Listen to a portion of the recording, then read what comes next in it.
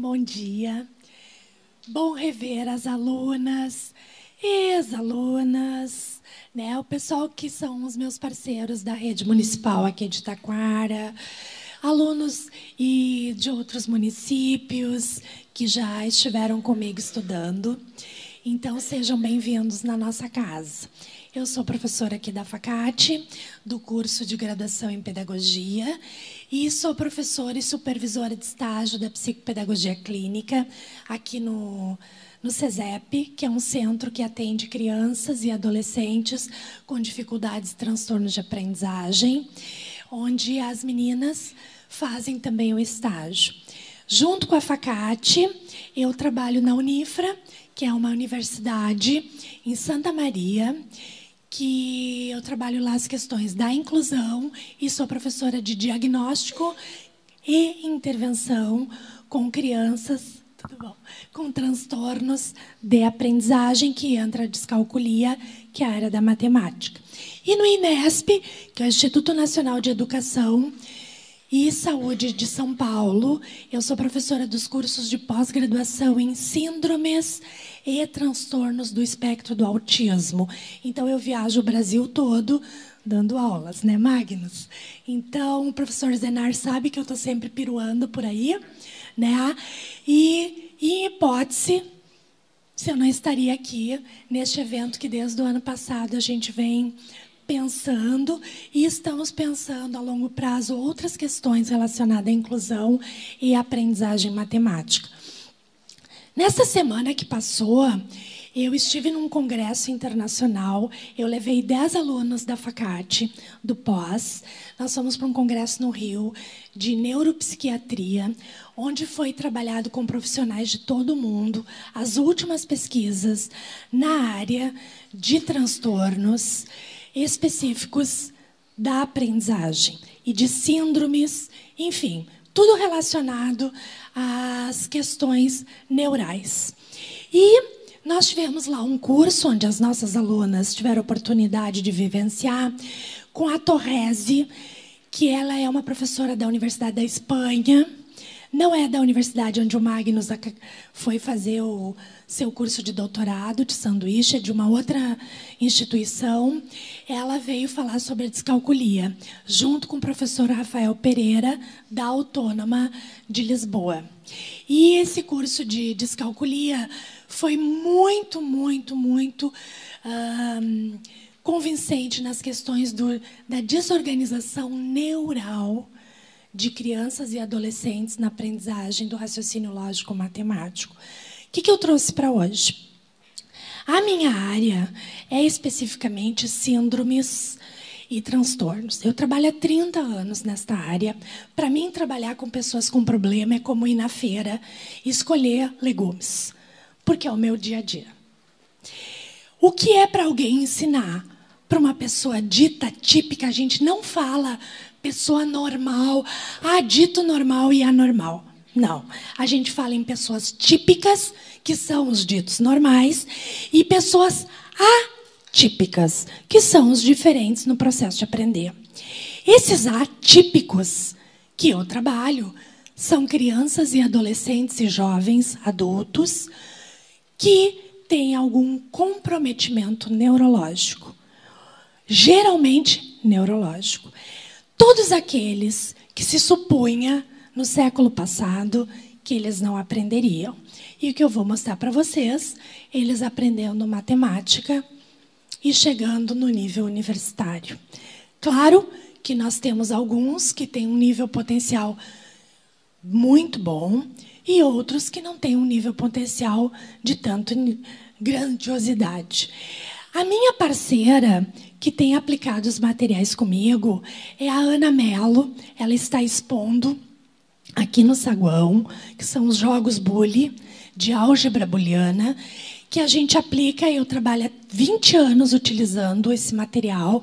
Quando o professor Procópio, que é professor de matemática, criou os jogos, ele em nenhum momento pensou de ser utilizado com crianças com alguma perturbação ou comprometimento biológico, orgânico, cromossômico ou neural.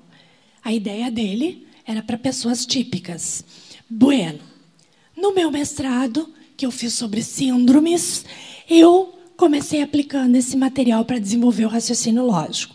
A primeira menina que eu apliquei, ela tem vindo aqui na Facate falar, o Magnus a conhece, ela tem síndrome de Down, está na faculdade, no 3º ano de faculdade, em Porto Alegre, e ela ensina crianças com deficiência matemática. Olha a quebra do paradigma. Um sindrômico ensinando crianças matemática. E ela diz assim, só um pouquinho, prof. Ela é professora de apoio na escola, ela é auxiliar, ela trabalha como estagiária. Mas, professora, assim, ele não vai aprender matemática, porque eu vivo com a síndrome 24 horas do dia. Eu sei como é que a gente aprende. Então, é diferente quando alguém que vive aquela situação no seu cotidiano, como que ela construiu esse raciocínio lógico? E como é que o professor pensa que é a via de eferência e aferência dessa aprendizagem? Em que sistema neural está essa construção? Então, hoje eu vou falar mais desses bem discapacitados cognitivamente e o quanto eles podem aprender. Bom, vamos falar o que é essa escola inclusiva. Até os anos 80, nós tínhamos uma escola que tinha uma filosofia de integrar os diferentes.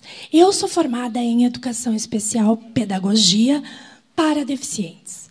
Na época, esse sujeito tinha que ir para onde? Escola especial. Uma instituição de ensino que congregasse somente as diferenças. Todos diferentes ali. Esse projeto começa, que se chama segregação, quando a Igreja Católica se rompe, que então começa a Reforma Luterana, protestante, a Reforma Protestante, quando Martim Lutero decide que essas pessoas são bem-vindas, sim, na igreja, porque até então a Igreja Católica não os queria. Quando ele pensa nesse movimento, que é trazer as pessoas com deficiência para junto, que ele diz, eles são bem-vindos, mas não na instituição que nossos filhos estudam. Então, se cria, neste momento, uma segregação. Ele pode, mas não pode estudar com os nossos filhos. Este momento de segregação, ele perdura, passa pelo Renascimento, pelo humanismo, passa pelo iluminismo, e quando chega lá pelos anos 60, 70, se começa a pensar que essas pessoas poderiam, talvez, quem sabe, algum dia, estar numa escola. Mas ninguém os queria. Nos anos 80, começa, no final dos anos 70, a minha xará Mari Warnock, lá no Reino Unido, ela cria um informe, que o nome foi Informe de Warnock. Esse informe decide que se faz uma pirâmide, uma cascata, que se chamou Cascata de Soder, S-O-D-E-R, Soder, que esse Soder, junto com ela, esse médico, pensaram em estandarizar os tipos de deficiência. O que seria isso? Lá em cima, na cascata, se colocariam as pessoas com dificuldade de aprendizagem. Aqueles que não conseguissem aprender matemática e a sua língua. Para onde encaminharíamos? Para um laboratório de aprendizagem, que hoje a gente ainda tem. Os laboratórios, em alguns municípios que eu assessoro aqui no Vale Paranhana, ou no interior do Rio Grande do Sul, são as salas de acompanhamento pedagógico, mas não é a sala de recurso. São os laboratórios de aprendizagem, os LA, que tem até hoje, não tem, Ana? E um monte de colégio. A Ana, que é da matemática, viaja pelo Brasil todo comigo, sabe que tem. Bueno, o que ela pensou embaixo? Alunos com deficiência intelectual, que na época era retardo mental, leve. Para onde encaminhá-los? Classe especial. E perdurou até muito tempo. Abaixo na cascata. Aluno com deficiência intelectual moderada. Para onde ele iria? Escola especial. atendimento especializado na escola. E no último âmbito da cascata, vai para casa. Fica em casa, não vai para lugar nenhum. No máximo, numa clínica, internado. Mas, em hipótese, se matricular. Este que seria o lá de baixo, que é o deficiente intelectual severo, hoje eu atendo eles e eles conseguem aprender também a matemática. Claro que com muito recurso visual e concreto, mas eles conseguem e estão também na escola. Essa cascata foi desconstruída nos anos 80, quando se pensa no movimento integrador, que integração vem do latim, do verbo integrare, estar junto de. Mas eu posso estar junto de ti e não estar aprendendo nada. E esse movimento, então, se dissipa no dia 10 de junho de 1994, numa cidade que se chama Salamanca, na Espanha, e então se constitui um encontro mundial pela Unesco, que é o órgão internacional na área da educação, que define como tem que ser a educação no mundo. E a Unesco define que, a partir daquela data, 10 de junho de 94, todas as escolas do planeta têm que ser inclusivas e receber as pessoas com deficiência. Porém, essas escolas, não é ele que tem que correr para aprender e dar conta da aprendizagem matemática. Não. A escola tem que pensar em projetos pedagógicos, em possibilidades para que esse sujeito aprenda. É a diferença da integração para a inclusão. Na integração estão todos lá, mas não significa que estão aprendendo. Na inclusão é um mote diferente. Ele tem que ser pertencente e aprendente. Então, essa escola inclusiva, o que ela traz? Ela traz um grande desafio para a equipe gestora, que é o que a Ana Paula, a Lu e as gurias, que eu tenho uma paixão por elas aqui da Secretaria, há muitas décadas elas vêm batalhando nessa proposta cotidiana, que não é fácil, e dos outros municípios. É o gestor que faz o projeto pedagógico para uma escola inclusiva. O professor sozinho não tem essa autonomia, então ela é uma escola que desafia a gestão, ela desafia o corpo docente, ela desafia a pessoa que abre o portão para receber os alunos, ela desafia a pessoa que limpa a escola, que todo dia passa o menino que tem uma deficiência motora ou o menino que tem uma perda visual. A escola inclusiva é desde quem abre o portão até o diretor. Quando me chamam para dar uma palestra, um curso de inclusão para os gestores, ok, no primeiro momento. No segundo, eu quero todo mundo. Até a pessoa que bate massa para fazer pão. Porque ela também está dentro do processo. Ela precisa saber que tem crianças com erro inato de metabolismo que não vão poder comer alguns alimentos. Porque se ela come esse alimento, como uma criança com fenilcetonúria, aumenta a deficiência intelectual. E ela vai ter que saber que naquela massa, daquele pão, ela vai ter que fazer diferente um pouquinho. E elas são extremamente receptivas. Quanto menos é o cargo, a pessoa às vezes é mais aberta para receber. Porque a gente não precisa ter grande formação. A gente tem que ter uma quebra de atitudes. Segundo passo, encorajar. Nós temos que encorajar tanto os profissionais quanto a comunidade acadêmica, a comunidade de pais, porque eles vão ter colegas dos seus filhos com autismo, com transtorno de desenvolvimento.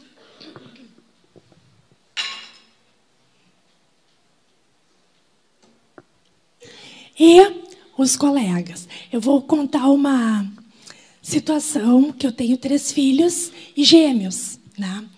Então, quando os meus gêmeos eram pequenos, eles já estudaram em escola luterana, agora não estão mais. Estão numa escola inclusiva que tem 3.600 alunos. E cada turma tem 30, 39 alunos em sala, 2 a 3 alunos com deficiência.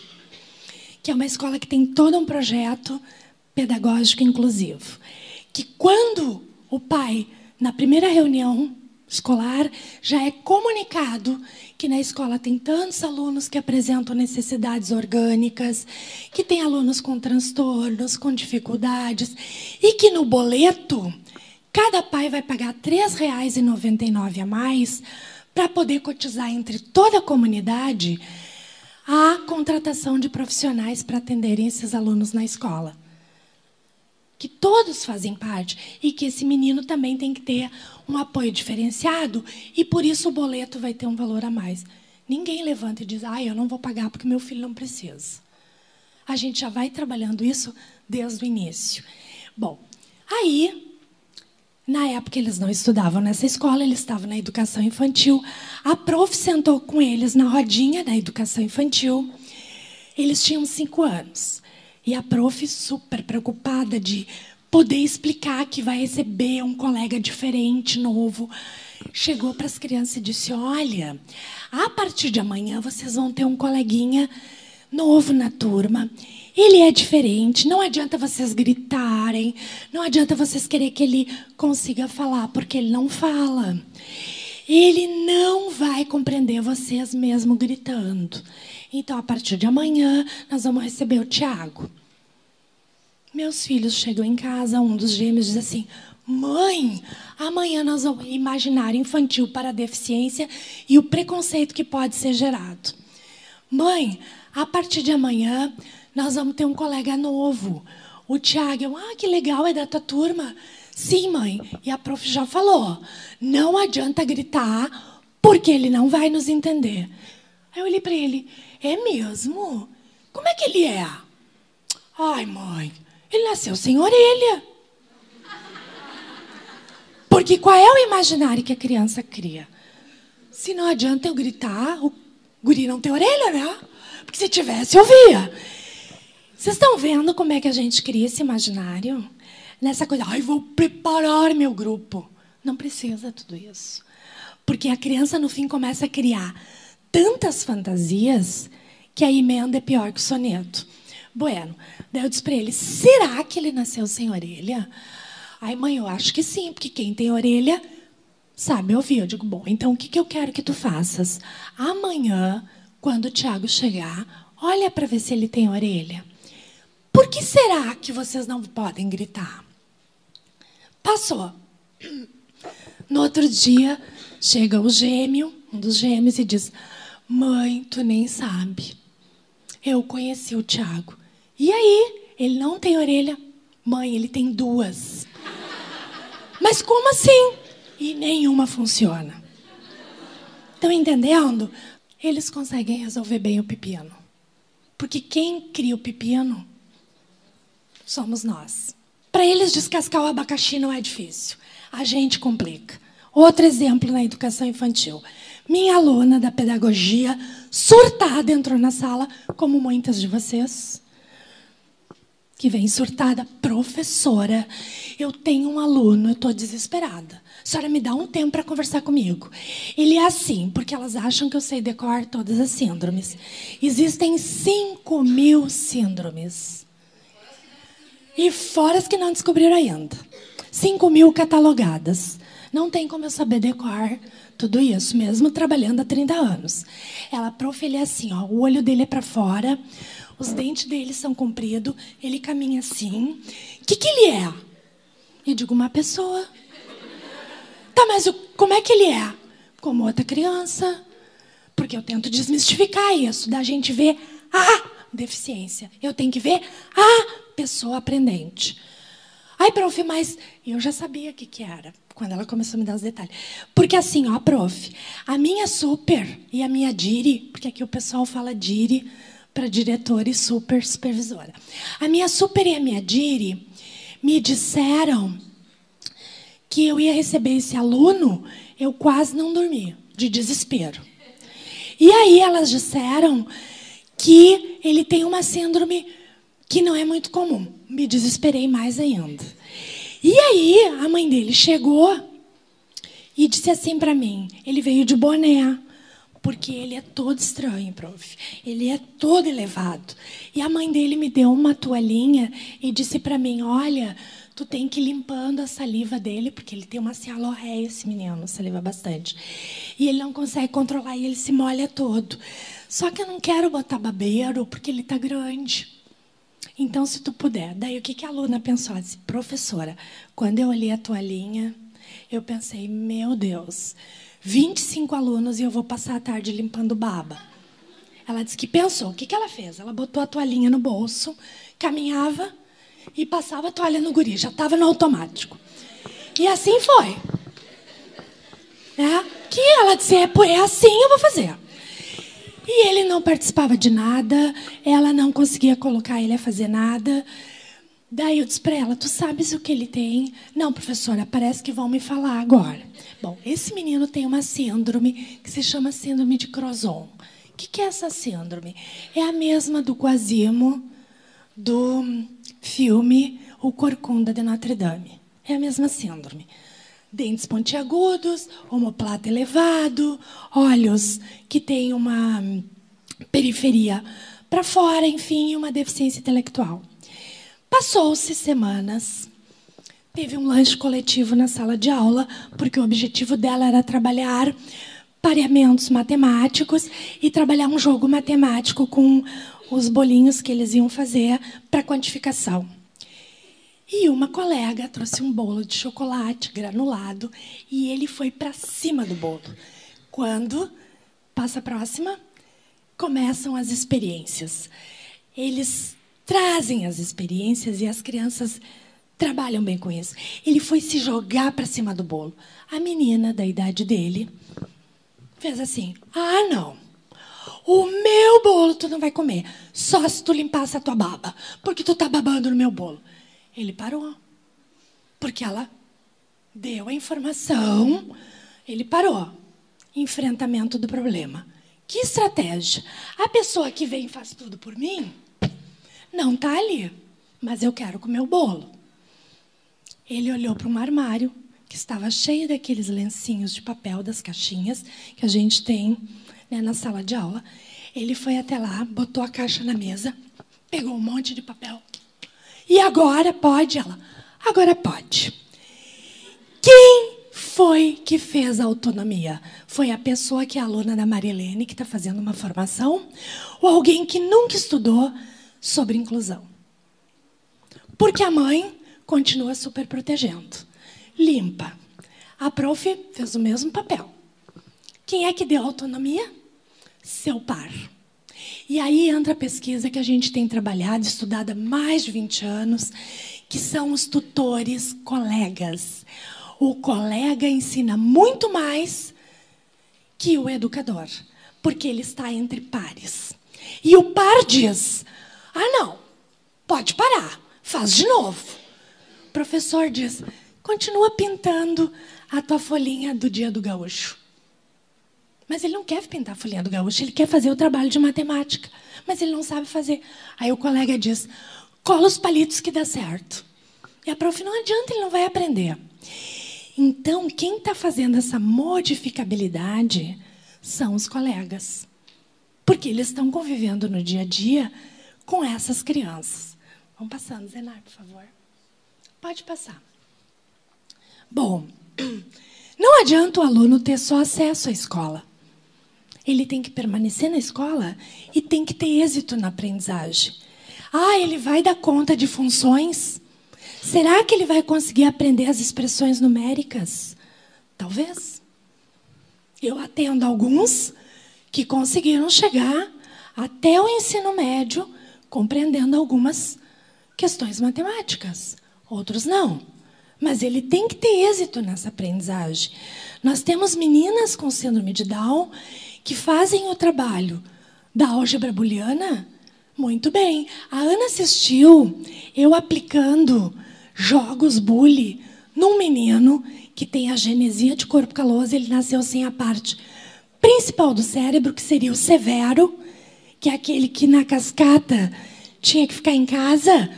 Como é que foi ele fazendo?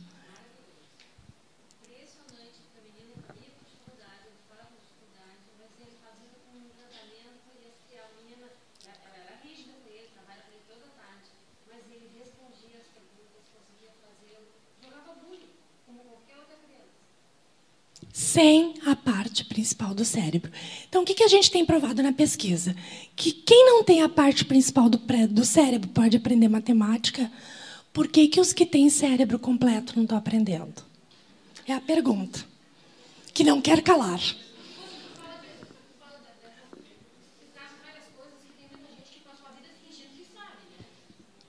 Mas que realmente não aprendeu. Que a ideia é essa na inclusão, né?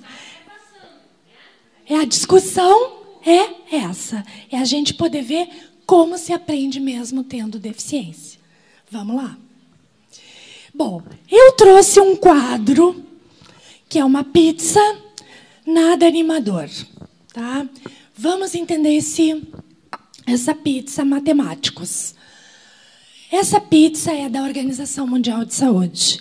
A cada 10 anos, a OMS faz um levantamento de quantas pessoas apresentam deficiência ou transtornos. Como que a OMS faz? Dados estatísticos como?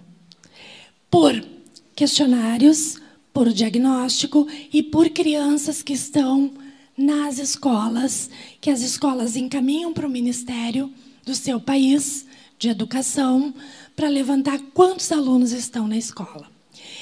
Até 1999, na época eu estava concluindo o mestrado, nós tínhamos 10% da população planetária com deficiência, que equivalia a 600 milhões de pessoas. Isso é pouco ou muito? Vocês que são estudiosos de matemática. 600 milhões de pessoas com deficiência é pouco ou é muito? Tem como a gente congelar esse povo todo e dizer, só vem para a escola quem não tem problema? Fazer frozen, let it go e congelar? Não tem como. Bom, em 2010, a OMS fez um novo levantamento e chegaram à conclusão que são 14% da população. 945 milhões de pessoas com deficiência orgânica, física, intelectual, transtorno do espectro do autismo, deficiência visual ou auditiva. 5 tipos de deficiência. No Congresso Mundial da Inclusão, que eu participei em 2015, eles já hipotetizaram que não é mais 945 milhões, que é 1 bilhão de pessoas. Agora eu vou trazer o quadro mais assustador. Bem, eu não gosto de falar, mas vou ter que falar. Até 1990, quando eu me formei em educação especial, era 1 para cada 1.000 nascimentos, nasciam 1.000 bebês. 1 tinha autismo. Que hoje não é mais autismo, é transtorno do espectro do autismo. Não é mais TGD, e a gente não fala mais tanto em síndrome de Rett, de Asperger, porque com o novo DSM-5, todos fazem parte do transtorno do espectro. Pois bem, era 1 para cada 1.000. Quando eu concluí o meu doutorado em síndromes, era 1 para cada 500. Quando eu terminei o mestrado, quando eu terminei o doutorado, em 2005, era 1 para cada 250. Sábado passado, que foi o Encontro Internacional de Síndromes e Transtornos, onde estavam os maiores estudiosos do planeta, e Carlos Gadia é hoje uma referência mundial, ele nos trouxe que é 1 para cada 65. E até 2030, será 1 para cada 50. E depois será 1 para cada 10. Ou seja, nós vamos ter uma imensa população de pessoas com transtorno do espectro. É calamitoso. Então, ou a escola se transforma, ou vocês não vão mais conseguir dar aula. Porque a gente está numa lógica que a gente tem que criar um projeto pedagógico para os amarelinhos. Os amarelinhos são a minoria. São as crianças típicas que aprendem, independente do professor. Elas aprendem. Nós temos um grupo que tem 20% da população que apresenta transtornos, que não tem deficiência. Quem são? Descalculia, dislexia, TDAH e desortografia. Esse grupo repete, reprova, não consegue aprender. Ele tem um transtorno no parietal, ou na descalculia, está ligado ao parietal. Na dislexia, ou é no temporal, quando é uma dislexia auditiva, ou no occipital, quando é visual. TDAH, no córtex frontal, no lobo frontal.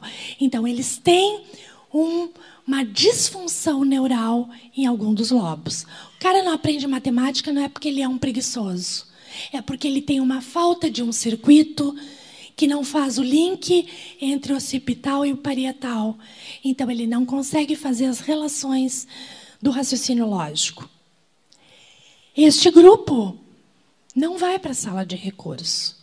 Esse grupo é atendido, às vezes, aqui por nós, no CESEP, pelas nossas alunas, é atendido por profissionais da área da saúde e educação. O grupo azul claro, ele não tem nada neurológico. Ele não tem uma deficiência, um transtorno.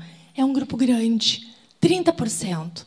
São alunos ditos típicos que não conseguem aprender matemática ou a língua mater, a língua portuguesa, por questões extrínsecas, que se chamam questões externas do sujeito. Ambiente sociocultural, família e escola. Ele é inteligentíssimo, mas por uma questão externa, ele trava no aprender. E que daqui a pouco mais ele consegue. Este aí era o que ia para o laboratório de aprendizagem. Nós temos um grupinho pequeno, 3%, que são aqueles que têm altas habilidades, que não necessariamente nas áreas acadêmicas. Muito raro acontecer de um menino ou uma menina ter altas habilidades matemáticas e, ao mesmo tempo, ter altas habilidades na área da linguagem. Pelo contrário, ele tem déficit na área linguística. E se ele é muito bom na linguística, ele é deficitário na construção do raciocínio lógico. E se ele é bom na área motora, ele é deficitário nas outras.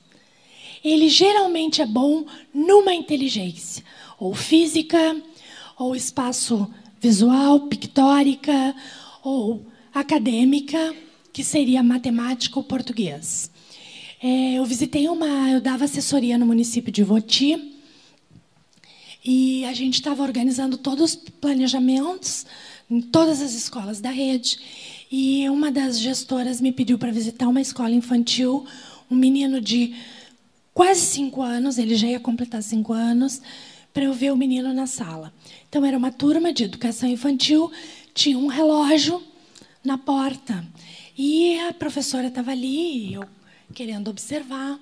Ele olhou para a prof e disse assim: prof, falta 1/4 de hora para a gente ir para o pátio, né? Criança de 5 anos tem noção fracionária de tempo? Não existe isso. E ela, Marilene, ele é assim o dia inteiro. Daqui a pouco ele dizia: prof, depois que terminar o pátio, falta 25 minutos para a gente ir para a biblioteca, né? E a prof, sim. E ele, e depois vai faltar 1/4 de hora para bater e o pai vir me buscar, né? E ela, sim. O funcionamento dele era todo estruturado matematicamente. E ele dizia: prof, quando é que vai ter o jogo do brinquedo livre? E ela, amanhã. Ele, oba, vou trazer meu jogo de xadrez. Só que é chato, meus colegas não sabem jogar. 5 anos. Aí eu chamei ele, eu digo: tu joga xadrez? Ele, eu jogo com meu pai, o meu Dindo, o não sei quem. Eu digo: mas tu sabe jogar? Ele, sei. Eu digo: qual é a função do rei? Tal. Qual é a função da torre? E ele me explicando. Eu, agora fica em pé e me mostra como é que a rainha se movimenta. E ele mostrava. Agora eu quero ver o cavalo se movimentando. E ele mostrava. Eu digo: como é que tu joga? Ele, eu sei 5 jogadas depois da minha. Gente, 5 jogadas. Zenar 5 jogadas com 5 anos. Aí isso aqui a professora me disse, mas Mari, ele não tem altas habilidades porque ele não sabe escrever o nome. Eu só não esbufeteei ela porque a minha mão estava no bolso. Imagina um menino de 5 anos que faz a previsão de 5 jogadas do xadrez não ter altas habilidades. Ele tem o quê, então? Ele é um ET que caiu ali. Porque naquela turma ele não tinha nada a ver com o grupo. Ele está... Nos Estados Unidos, o que eles fazem quando descobrem esse aluno? Ele vai para um grupo que se chama Grupo Zero de Harvard, que eles pegam os melhores dos the best e começam a lapidar para transformá-los em superdotados. E esse cara vai para a NASA trabalhar. E esse cara vai ser um físico quântico. Sabe o que a gente faz aqui no Brasil? Pisa em cima e amassa. E sabe para onde esse cara vai depois? Ah, tem que aprender o nome. E o texto. Porque se não souber o texto, ele não vai saber fazer uma história matemática. Ele vai saber. Independente de escrever ou não, ele vai saber. Então, ali em Sapucaia, a gente fez os protocolos de altas habilidades e elencamos vários na rede. E os professores extremamente resistentes. Mas ele é muito burro em história. Como é que ele tem altas habilidades? É numa área. É numa área. Então, quando a gente fez os protocolos e elencamos, o que a gente tem percebido e assistindo nos congressos as maiores estudiosas em altas habilidades? Os alunos da escola pública que não são trabalhados com altas habilidades na sala de recurso, eles estão indo para o tráfico de drogas. Porque lá eles são extremamente capacitados, eles assumem como gestores financeiros, gestores de engenharia, eles são o que entende de sistema bélico, de engenharia, de logística e de química. E sabe quem é que comanda o tráfico no Brasil hoje? São as pessoas com maior índice de QI. Segundo Cristina Delu, que faz pesquisa dentro da favela da Rocinha e é professora da Universidade Federal do Rio de Janeiro. A escola perde essas potências e o poder paralelo pega essas potências. E esse sujeito é um aluno de necessidades especiais, porque ele é diferente. Bom, o que acontece então na nossa lógica? A gente faz um currículo para eles e a maioria, que são 67%, não tem um currículo. Na verdade, nós tínhamos que pensar um currículo que este grupo tivesse acesso. Porque eles são a maioria. E até 2020, e até 2050, para cada 10 crianças, uma será autista. Será que esse currículo amarelo vai dar conta? Não vai dar conta. É para a gente pensar. Vamos lá. Então, pode passar, Zenar, por favor. A educação especial, ela continua. Quando me perguntam, mas, prof, acabou a educação especial? Não. A educação especial ela é uma modalidade de ensino, pela nova perspectiva legal de 2008, que está desde a educação infantil, quando a família leva esse bebê para matricular na educação infantil, e que ela nem sabe que o filho tem algum problema, porque o problema passa a se manifestar a partir da primeira infância, no desenvolvimento. O autismo, a gente começa a observar a partir de 18 meses a 36 meses. E a gente só pode diagnosticar com 5 anos. Até 5 anos são hipóteses. Depois a gente pode levantar um diagnóstico.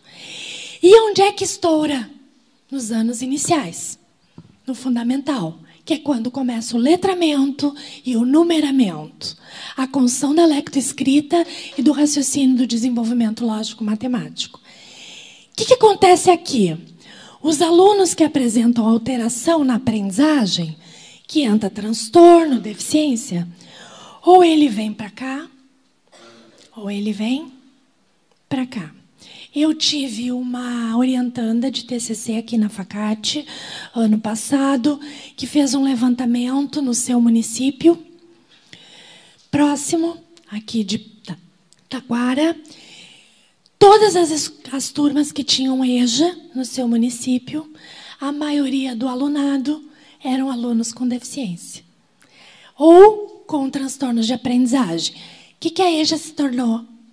Uma grande classe especial. Aqueles que não dão conta do ensino regular migram para a EJA. E a EJA é um currículo quase que totalmente adaptado para eles. Alguns migram para o profissionalizante.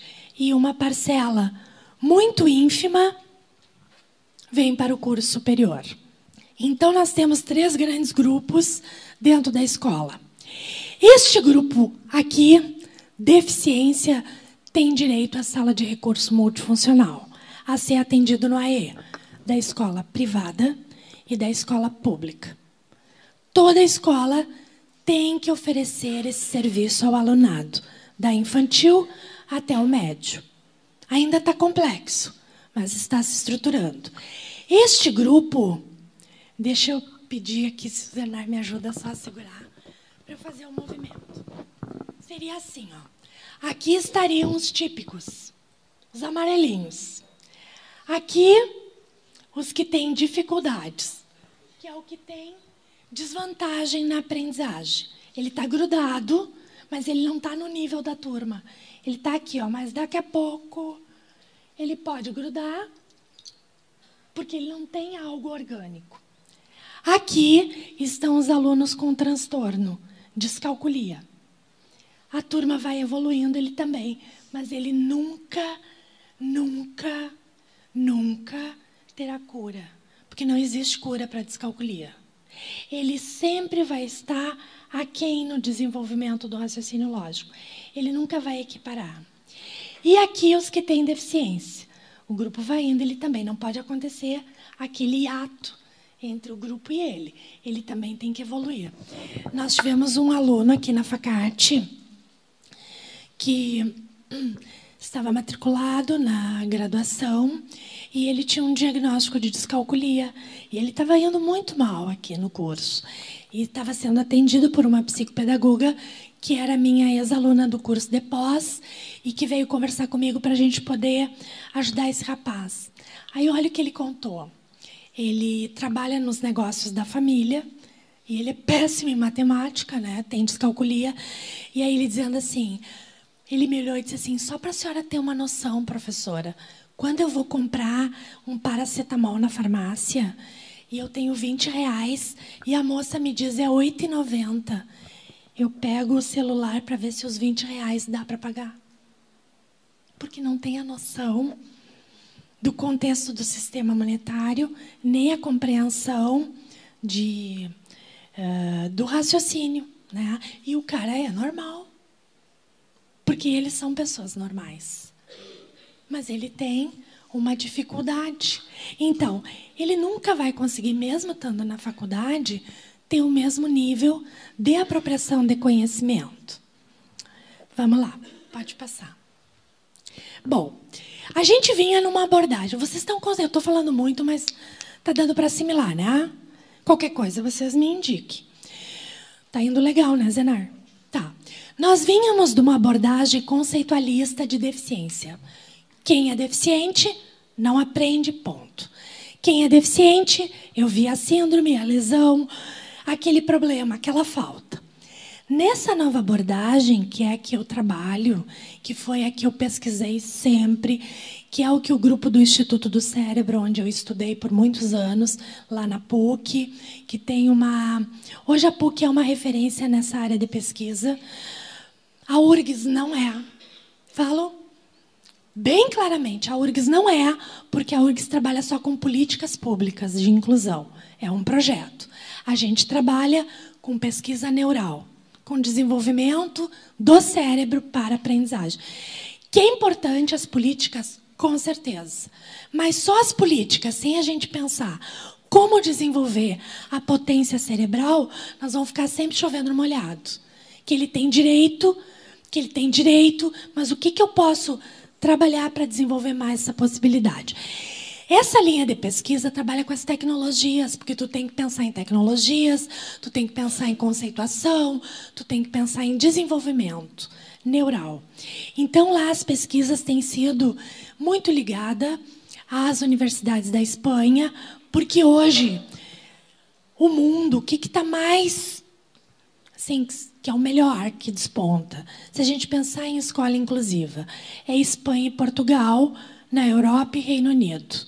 França vem depois, a Bélgica vem depois, a Dinamarca está muito bom, mas a Espanha é referência, porque a Espanha, eles criaram todos os projetos pedagógicos na escola para desenvolver o potencial de aprendizagem.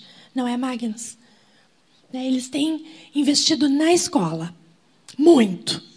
Bom, os Estados Unidos. Os Estados Unidos é a maior pesquisa em autismo. O autismo, tudo que se quer saber de autismo, eles criaram metodologias. Existem 3 metodologias fortíssimas para autismo que vêm dos Estados Unidos, que é o método TEACH, que é da Carolina do Norte, um método que é validado em mais de 50 países. O método ABA, que é um método americano, da Universidade de Nova York, que é para trabalhar questões comportamentais junto a crianças com transtorno do espectro. E o último método, que é o que eu estudei nesse fim de semana, ainda não chegou no Brasil, o criador são 2 professores da Universidade de Stanford, que é o Floor Time, que é tempo no chão. Esse Floor Time é uma franquia caríssima, que a gente teria que vender várias casinhas e carros e muitos terrenos, tinha que ter muito dinheiro para trazer para o Brasil, porque ele ainda não foi validado no país. Então, tem um grupo do Rio que está pensando em trazer esse método aqui para o país. Claro que só vai ter acesso quem tem dinheiro, porque tu tem que pagar para usar o método. Então, as crianças da rede pública não terão, que é diferente do TEACH e de outras metodologias. Bom, mas a abordagem, essa nova abordagem, é a abordagem que pensa na escola, que é a ecológica do ambiente educativo. É na escola a gente rompendo o muro da organicidade. Do problema está no sujeito. Vamos entender melhor. Então, a partir de 2002, essa abordagem ela fica na AAMR, que é a Associação Americana do Retardo Mental. Essa associação ela é a responsável por aceitação dessas novas teorias, que é a teoria que eu trabalho desde o meu doutorado. Meu orientador é médico, o Dr. Klaus Stobaus, e o Dr. Juan Mosquera, um da Espanha e outro da Alemanha, que a gente trabalhou em cima dessa metodologia, que é a que eu tenho trabalhado em todo o Vale do Paranhana, que é a concepção multidimensional, funcional e bioecológica. O que é isso? É descentralizar, só pensar que é a disfunção do cérebro que não permite. Ok, ele tem a síndrome, ele tem o transtorno, ele tem a lesão, ele tem uma discapacitação neural ou orgânica. Mas ele tem uma escola, ele tem uma família, ele tem uma funcionalidade que eu posso desenvolver. Eu tenho que pegar o que ele tem de bom. Ficar batendo no problema não resolve. Ah, porque tem a síndrome. Ok, tem a síndrome, mas ele pode aprender. Ele pode chegar na universidade. Como? Fazendo rotas diferentes. Vamos lá. Vamos pegar o Ives. Tá, hoje eu não trouxe a Paula. O Ives é um menino que eu acompanho desde a educação infantil. Hoje ele é um jovem que está na faculdade. Ele é aluno do curso de Educação Física da Sojipa. O Ives é o primeiro faixa preta que ganhou a faixa do campeão olímpico João Derli, que foi campeão nas Olimpíadas. O Ives fez o curso. No ano passado eu trabalhei nas Paralimpíadas, que para mim foi uma experiência única, né? Que foi um movimento, enfim, que não tem palavras para a gente dizer o quanto o Brasil está atrasado. Quando a gente vê os outros países, o pessoal com deficiência está estudando e eles dizem, como assim não pode ir para a escola?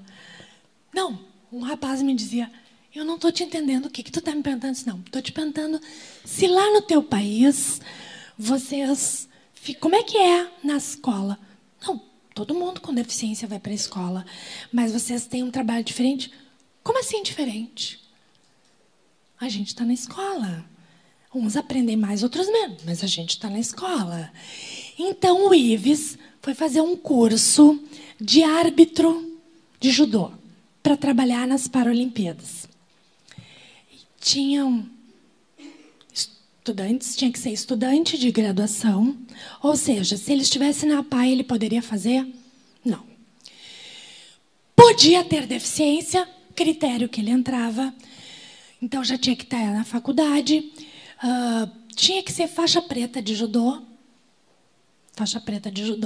tinha que saber ler e escrever muito bem, e já tinha que ter tido medalhas internacionais. Ele foi campeão na Holanda. Ele representou o Brasil num campeonato mundial de judô. Então, ele tinha todos os critérios para poder ser um árbitro. Ele fez o curso, ganhou o diploma para ser árbitro de judô nas Paralimpíadas. Porém, ele não poderia apitar a luta. Ele é aquele que fica no tatame, que eu vou chamar, que eu não sei o nome, eu vou dar o nome de bandeirinha, que é aquele que vê se cai para fora do tatame ou não. Eu trabalhei nas Paralimpíadas e vi ele atuando. Gente, ele era tanto quanto os outros. Super correto, sério, cuidadoso, criterioso, marcava penalidade. Enfim, isso é matemática. E o judô desenvolve muito raciocínio matemático, porque eles também têm que ter algumas noções de espaço, de circunferência, não sei como é que chama, de perímetro, né? Para poder se deslocar. Então, vamos pensar nessa teoria que eu trabalho, que é a multidimensional. Pode passar, Zenar, por favor. Eu não posso negar que o Ives tem um cromossomo a mais. Geneticamente, ele é diferente da gente. Geneticamente. Vou frisar. Geneticamente. Só geneticamente. Por quê? Quem aqui é árbitro de judô? Quem é faixa preta?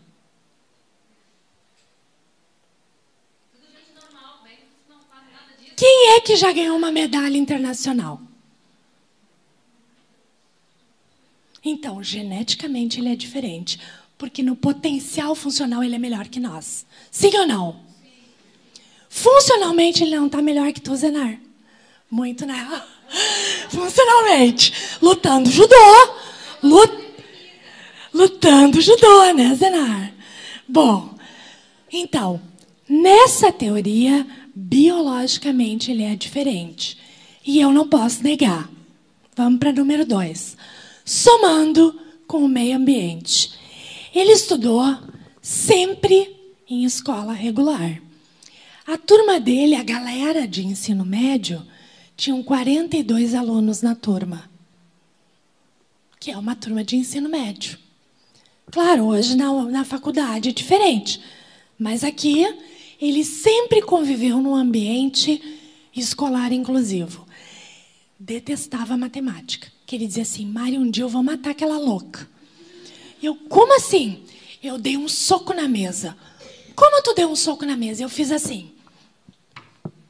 Por quê? Eu gritei e todo mundo bateu palma. Porque eu disse para ela, porcaria! Para que eu tenho que aprender esse MMC na minha vida? De que vai me adiantar esse MMC? Diz que todo mundo levantou. Uhul! Ele teve a coragem de dizer o que muita gente queria. Para que eu tenho que aprender esse MMC? Porque para ele estava sendo muito difícil. Eu também não entendo. Mas teu pai era matemático da URGS, professor. Então, para um com deficiência, ele tem que saber para que ele tem que aprender esse conhecimento. E aí, passa a Zenar, por favor, para fechar a teoria, a gente faz 3 sistemas de acordo com Bronfenbrenner. Primeiro sistema, família. Que essa família pode ser um lugar onde ele vai desenvolver, ou um lugar que ele não vai desenvolver. Segundo sistema, que é o crucial, que se chama escola, mesosistema, que é o lugar onde ele é obrigado a desenvolver a potência cognitiva. Quem tem que ensinar é a escola. E o terceiro sistema, que é esse sistema aqui que ele está, que é o social, que é o macrosistema. Ele só irá para o social, ou seja, ser um campeão olímpico, um lutador de judô, se ele passou pela escola. Vamos passar. Bom, por que então é tão importante a educação inclusiva? Ela não é importante, ela é determinante. Porque se ele não estiver na escola, ele não desenvolve zonas funcionais executivas superiores, que se chamam FES, F-E-S. Função executiva superior, desculpa, eu vou ter que dizer isso, amparada teoricamente, cientificamente por Luria, que foi o maior pesquisador da área de cérebro, que criou o primeiro laboratório de estudos experimentais em Orsha, na Bielorrússia, e quem descobriu os lobos frontais, temporal, parietal, todos os lobos do cérebro, o Vygotsky, que trabalhou nesse laboratório, o Sternberg, o Maturana e o Perkins. Baseado nessa teoria, eu vou ter que dizer para vocês, gostem ou não, que quem vai para a escola especial não desenvolve nenhuma potência cerebral. Ah, professora, não tem discussão. Esse aluno não consegue fazer zonas superiores de aprendizagem. Ele não consegue construir raciocínios mais eferentes com zona de desenvolvimento real. Por quê? Por que se lá são só 5 e na turma do outro tem 42 ele consegue e na turma de 5 ele não consegue? Mas lá onde tem 5 e uma pessoa especializada ele tinha que conseguir. Por que ele não consegue? O que tu acha? No teu conhecimento. Se lá tem uma pessoa que fez pós-graduação no assunto e ele tem 5 com síndrome que nem ele. A relação do meio ambiente com o outro que tem o mesmo nível de funcionamento executivo. Eles estão todos. O cérebro, ele está num stand-by. No momento que ele vai para o outro espaço, o cérebro dele tem que fazer um raciocínio maior. E vai fazendo mais funções executivas. E vai fazendo mais conexão. E vai ampliando essa rede neural. Como se fosse uma rede de computador mesmo. Criando redes. A gente faz, lá no Instituto do Cérebro, tem uma tomografia, é uma ressonância. Uma ressonância tractográfica magnética, que vê as funções cerebrais, que isso não existia no passado. A gente fala de crianças que ficaram só institucionalizadas em escolas especiais. Vocês não têm noção o que é a ressonância desses que estão em escola. É uma mudança total. O cérebro deles faz outras vias de aferência e eferência cerebral. Bom, quando a gente... Eles têm que comer o bolo, né? Sim, senão não limpa. Não vai comer bolo. Lá na escola especial, o que a gente faz? Dá o bolo na boca. A gente faz muitas vezes por eles. Então, essa competência só se dá com o desenvolvimento neural. Bom, então na educação inclusiva, ela vem para modificar as práticas da integração. Porque na integração, o aluno estava ali, eu dava uma folhinha para pintar. Na inclusão, ele tem que aprender que 35, 31 menos 25 é 6. Não é uma operação muito fácil, porque tem reversibilidade de pensamento, né? E eu tenho que ter conservação de pensamento.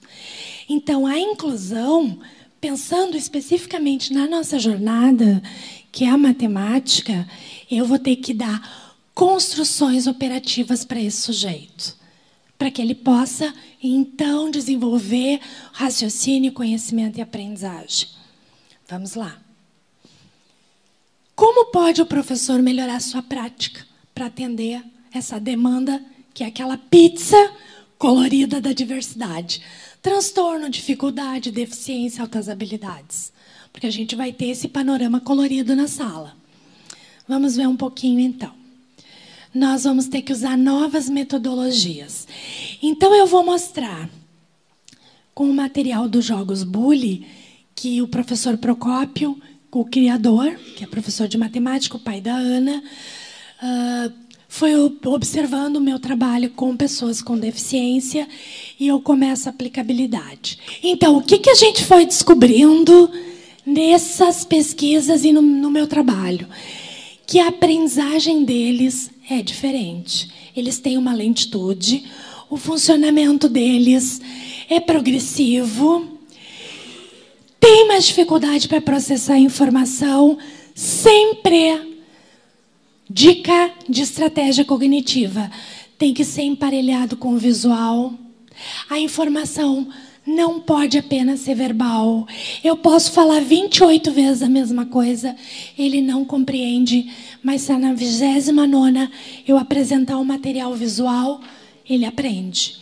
Ele precisa ter o visual, o lobo occipital deles é mais desenvolvido que o temporal, que é o da audição.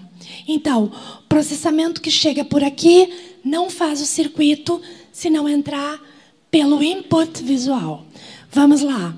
Eu posso trabalhar histórias matemáticas, primeiro com o material.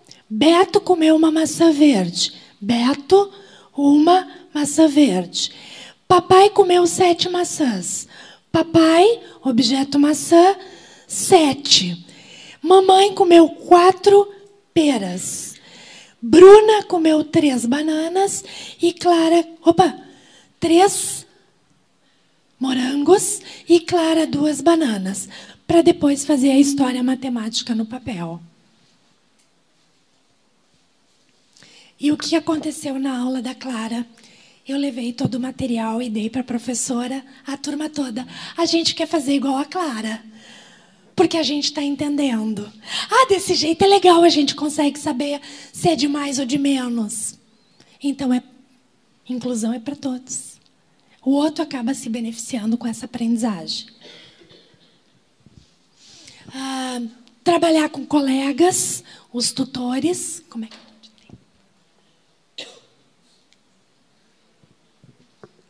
Para ir terminando, pode ir passando esse aí. Sempre os tutores ajudam muito os alunos que têm deficiência na sala com os colegas típicos.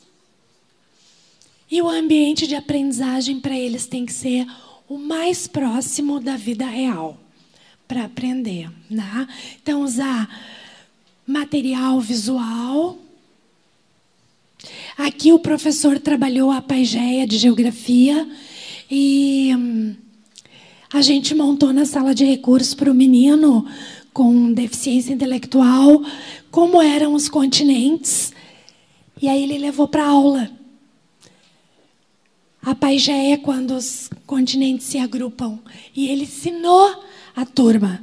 O professor disse, ele sabia mais que os outros. Porque ele fez o material. Ele construiu o material. Então, essas ações específicas é para responder essa diversidade de todos esses coloridos. Pode passar. Então, a gente tem que começar desde a educação infantil. Pode ir passando. Indo para o ensino fundamental. Anos finais. Ensino médio. E eles vão chegar na faculdade. Todos? Não. Só aqueles que a escola acreditar no seu desempenho.